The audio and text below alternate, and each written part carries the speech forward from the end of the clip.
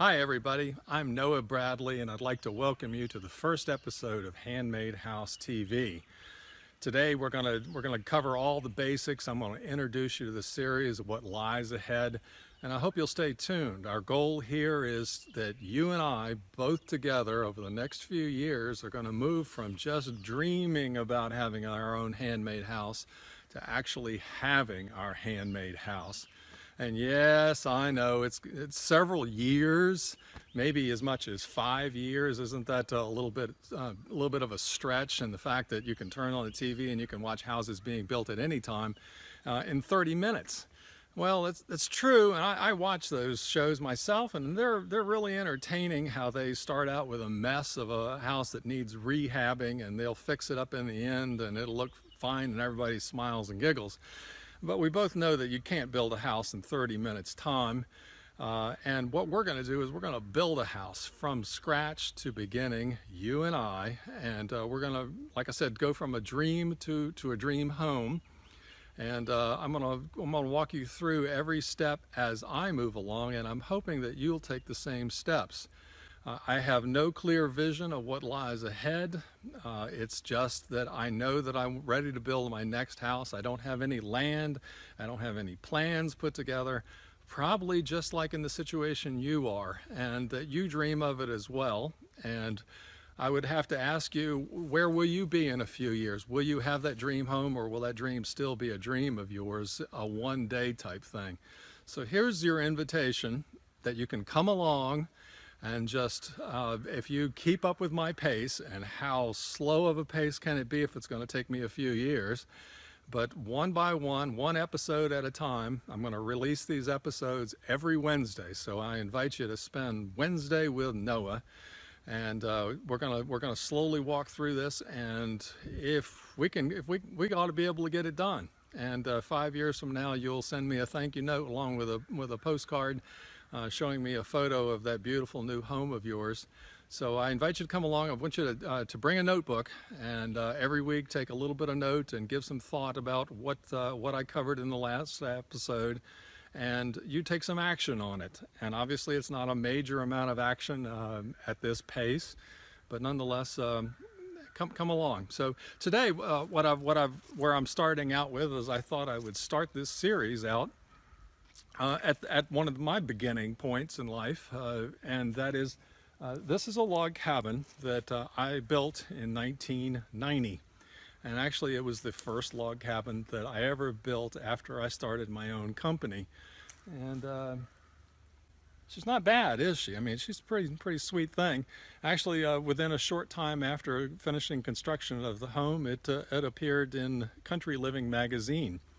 And I made the cover of the 50th anniversary of it, and there was a colorful 6-page layout of the cabin. And for if maybe you've heard the song, the old classic rock song about people wanting to be on the cover of Rolling Stone, that was a hit for them. That would mean they made the mark. Well, if you're a builder, if you're someone that builds log cabins and handmade houses, you want to be on the cover of Country Living magazine. So yes, indeed, I did make the cover, and I did buy 5 copies for my mother as well. So, anyway, she's absolutely gorgeous, and I'd like to, while we're standing here, I'd like to point out a few features of this particular cabin and why it makes it attractive. And again, we're going to explore some of the projects that I've built in the past, see what it is about it that we like and what it is that we don't like about it. And I would encourage you to make notes on what it is that particularly appeal to you about anything. And here on this cabin, we have a double front porch. And the amount of material that it takes to build a double porch versus a single porch, it's almost insignificant. And the double front porch, along with the stone arches underneath it, really do make it pop. They really make this house look big, and it's not that big. And they make it look prominent and proud and rich. And they really make this house snap. A lot of people, when they see this house, their jaws drop, and it approaches them as too big, probably too expensive. They couldn't possibly own something like this. And the effect of that, where it's coming from, is probably based upon the chimney. As a matter of fact, there's two chimneys. You can't see both of them in this photograph, but there's one on each end of the cabin, and also that double porch. I mean, it just screams at you, huge, massive beast. But actually, a porch is an inexpensive part of any home to build, and it does cost money, but nonetheless, it's relatively inexpensive. And those stone arches. I'm a big fan of stone. Stone runs the cost of a home up, unfortunately, especially if you're paying a stonemason to do the stone work. But there's no greater hobby that a person can have than laying a few stone on weekends and evenings. And if you do, you drive the cost of stone down significantly. And there's really not much of a challenge to put those arches into place. There's only 3 of them. And basically, it's just a matter of building a box out of plywood to hold them temporarily in place while you mud the stone in as you go across the front of it. The house is an antique vintage log home, and I'm a big fan of vintage logs. If you get on the Handmade House website, go over to the left-hand side of it, there's a red box link there that will tell you the 20 reasons why I like vintage logs. Click on that link and see what you think of it there if you want more information on that. Okay, I'm gonna move the camera to a different location, and we'll keep on talking about this and what I envisioned for the Handmade House TV series.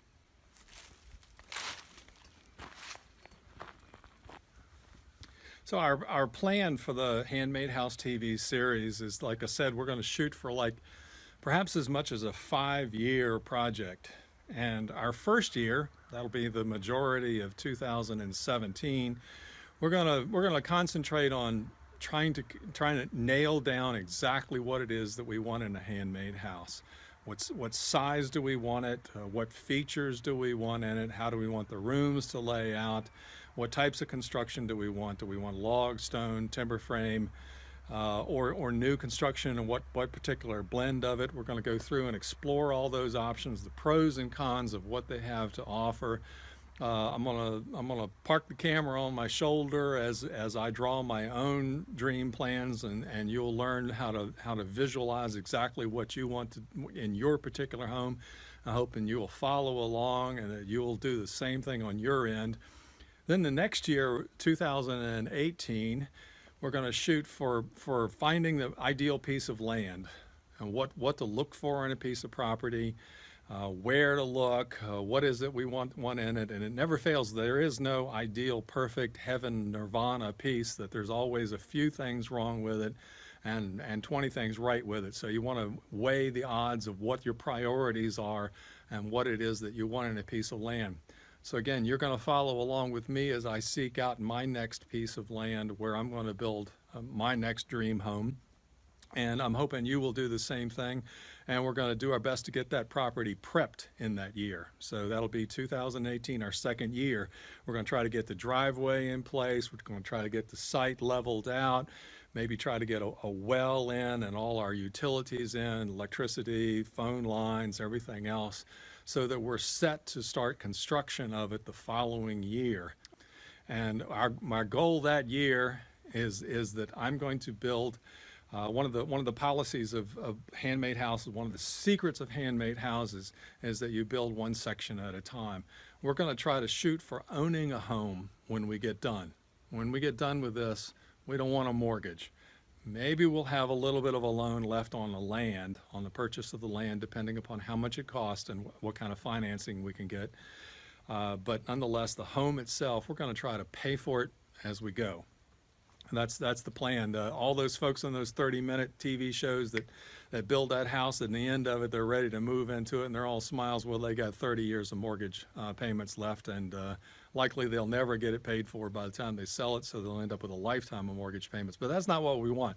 We not only want a handmade house, but we want the lifestyle that comes with a handmade house.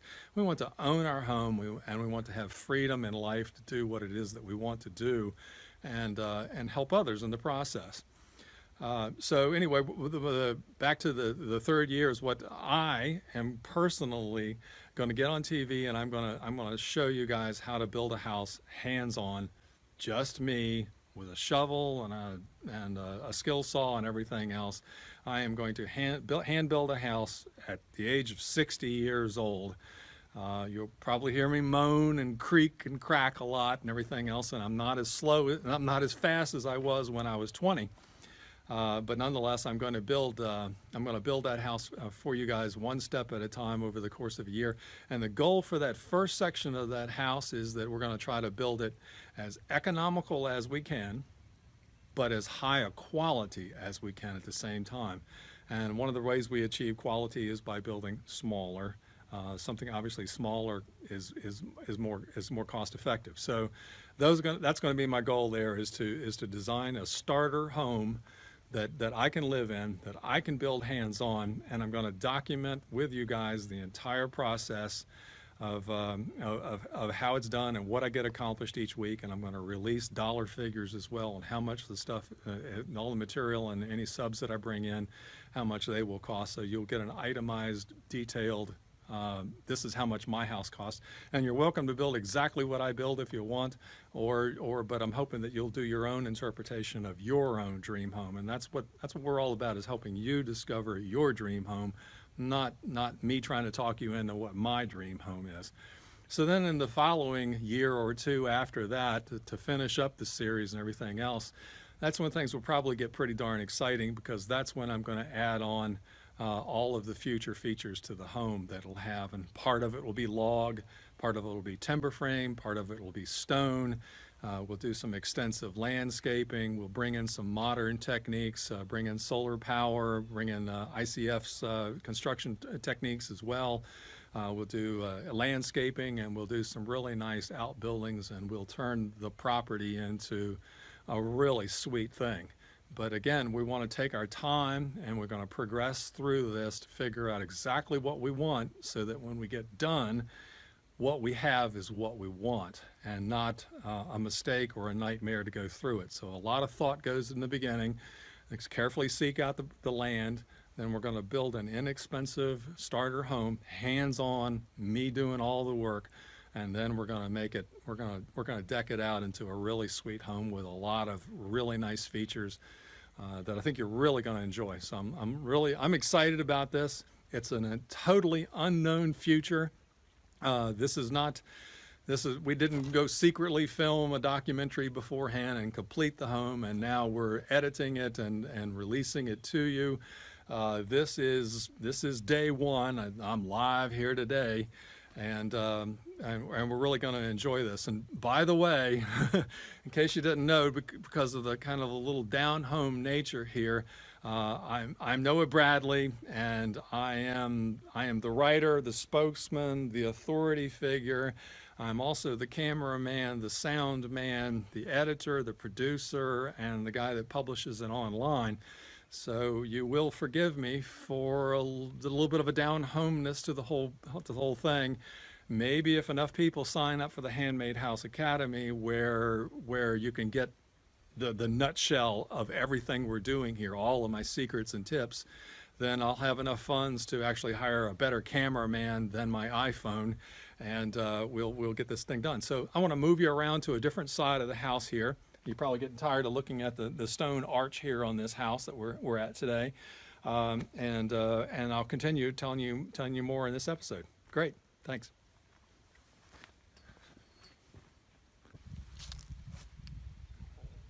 So let me tell you a little about me.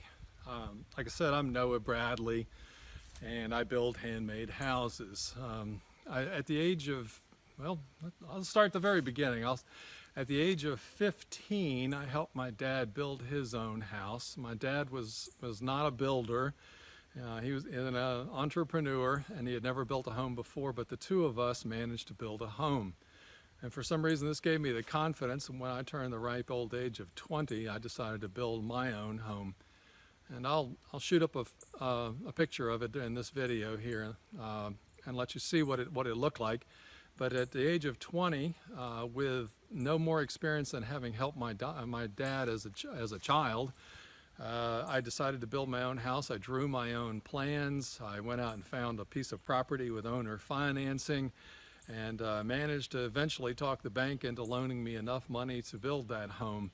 1,400 square feet for $20,000, and it still stands proud today. I did all of this, like I said, at the age of 20. I was still taking classes in college, and I worked an evening job. So it is possible to get out and swing a hammer, dig your own footers, build your own house with little experience and little credit, and succeed at that. 5 years later, my wife and I ventured off to Appalachia, eastern Tennessee, bought a rural piece of land and salvaged 3 antique structures to gain materials from it, and built our own home for less than $500. We were right proud of that. We lived in a tent, we cleared our fields with a team of horses, and we had a blast. We stayed there for 3 full years, but in hindsight, I was not pleased with the aesthetics of the finished product. And I moved forward. When we moved out of that, we moved to Central Virginia, where I live now.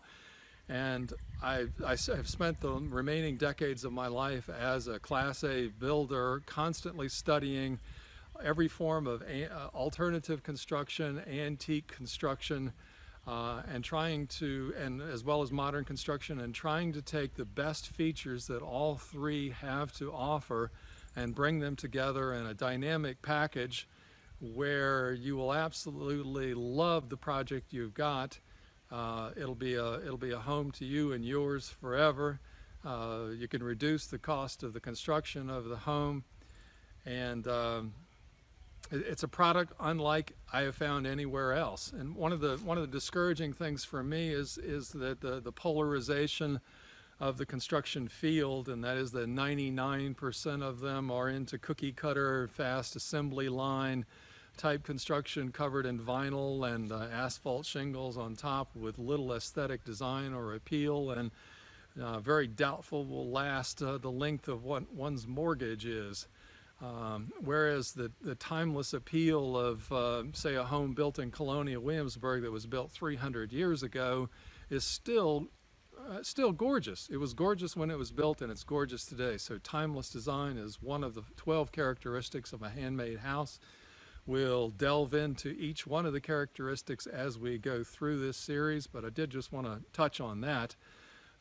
As I said, at the age of 20, at the age of 25, I built this house in rural Appalachia, and that's when I moved to Central Virginia, and I started my own company, Blue Mountain Builders. And for the next 25, 26 years, I built one-of-a-kind homes like the one you see behind you here. I'm sorry I'm blocking it out, but I am letting you enjoy that beautiful view over there. And that's what I want for you, is a unique, precious home. And again, I was saying polarization of the field, that there's not only modern construction techniques, that's 99% of it, but also when it gets into the alternative and the historical fields, that everyone is focused on their particular craft, and they will not tell you the pros and cons of it. If you go to a log cabin builder, they will promote their product as the best. They won't offer you the idea that maybe they're not the best kitchens in the world, that perhaps you should consider timber framing for it, but they will never mention that alternative exists. They don't want to lose your business. And whereas if you go to the timber frame guys, they will tell you that the log guys are some kind of cavemen type thing. So there's no one to blend it all together, and that's my mission, is to tell you that there are many wonderful features and options to have in a home in order to build it precious, in order to be it perfect for you.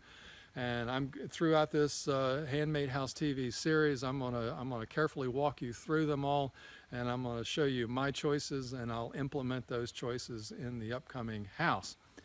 So let's move to a different spot, and I'll continue.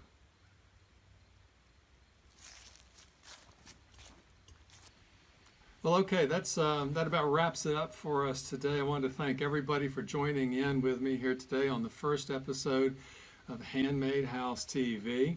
I hope to see you on the next episode, where we're going to go into the most popular, most common question that I get throughout my courses, throughout all my postings on Facebook, on the web. It never fails. The question that I get most often is, how much does it cost?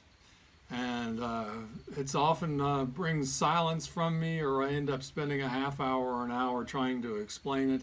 And I thought that perhaps I would conquer that issue, that burning question for everybody in the next episode. I hope you stay tuned for that.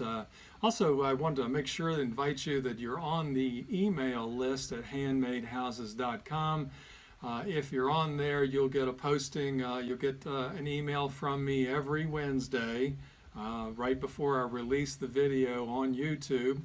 And it'll be there for you to it's kind of a show notes thing. It'll give you kind of a summary of what's going on there, and remind you of your particular homework assignment of that week. And your homework assignment this week is to make sure that you're on that email list, and also to make sure that you get a notebook or a journal and start writing down things that might have struck you as informative or interesting, or give you thought about your particular home. If all you're going to do is watch it and expect me to be a great entertainer, I'm afraid you're going to be a little disappointed.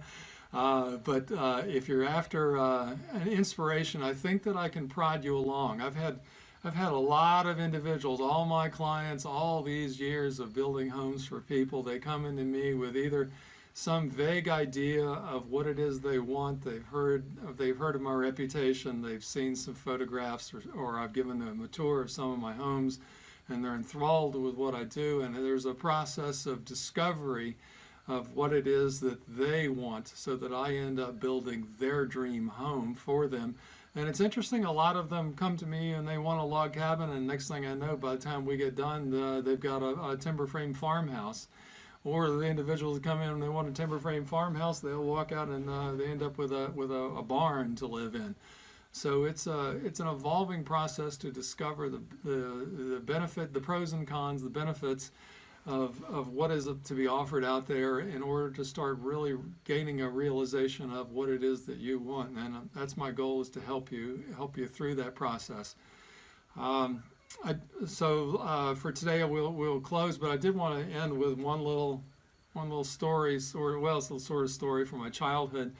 In creating this series, I had this memory of when I was a small boy, just young, probably preschool. There was a TV show on with a wonderful, kind woman, and she had what she called her magic mirror. And the whole thing she did is basically took the mirror out and would hold the frame, the empty frame up there, and she'd look through it and look on the other side of the camera there, and she would say hello to a few people on the other end of the TV. And it used to freak me out. I used to think, gosh, that lady can really, she holds that thing up and she can really see me. And she was calling out names, and I was always looking for her to call out my name. And I would like to call out a few names at the end of every episode, those individuals who have signed up for the full Handmade House Academy, and to acknowledge to them and thank them for their support of the Academy, for their kind words and everything that they've garnered from attending the classes there, and hearing the best of what I have to share, all condensed in about 8 hours worth of video. So today I'd like to make a call out. I won't hold up my magic mirror, but I would like to thank John Bollinger. Appreciate it, pal. You're the #1 person that signed up. Chris Lamoson, thank you so much. Gino Lutz, and Gary and Becky Osborne. They were the first 4 people to sign up here with the Academy. Thank you so much. I appreciate it. And we'll see you next time, next Wednesday, here on Handmade House TV.